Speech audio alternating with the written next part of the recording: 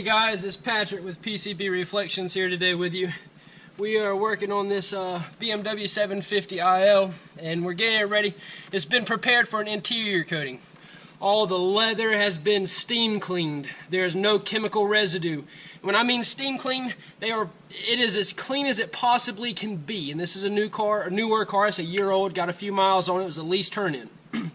So we're getting it ready for an interior coating. We've spent approximately 5 hours on prepping the interior for the coating. Well, what we have here is Optimum's fabric guard. We apply this to all the fabric in the car. All the carpet has been completely dried out. There can't be any water residue. And then we apply our fabric guard to it after it's been steam cleaned and thoroughly vacuumed. And we have some other tools that can pull dirt particles up through the fabric from the embedded dirt particles. We can pull them up. And when we do all that, we get all that taken care of prior to this. So there's a lot of time that goes in prepping the car. But once the car is prepped, this is the moment of truth. This is when we get to put our fabric protectant on. So what we do is we liberally spray. It's a fine mist. And I'll pull you down here so you can see it. You can see the fine mist there, I'm hoping. Well, it's a little dark, isn't it?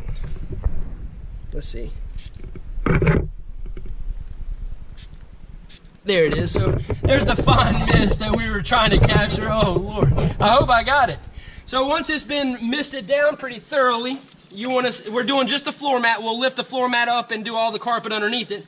So once it's been sprayed down, then we take a hard bristle brush and we work the carpet in one direction. So we work the product in, we lay the carpet fiber over, so we get so we've gotten the top, the left, the right, and then we're going to lay that over.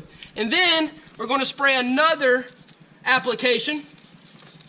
After the fabric's been laid over, we're going to spray another one. And then we're going to lay the fabric the other way. So by doing this, we've covered every possible direction of a strand fabric movement. And now all the fabric has been properly coated and brushed in pretty thoroughly. Thank you for viewing, guys. Hey guys, Patrick Bridges here from PCB Reflections. Just want to come to you and show you how we apply our leather coating to this area here in this nice buttery soft leather steering wheel on this BMW here. I want to show you guys how thick this applies and how this could benefit you and show you guys the way that we apply it. So we'll start. This pad's been pre-saturated with Optimum's leather protectant, which is a coating, 5 years. And you can see, look at that, guys. Look at that. I mean, and just so that you guys know, this is the steering wheel, which is a high, heavily used area. It's handled a good bit. So this is our second application of this coating. We've been doing this for a while, so we know where, sometimes, this isn't required. This isn't sold, but we do this because it needs to be done.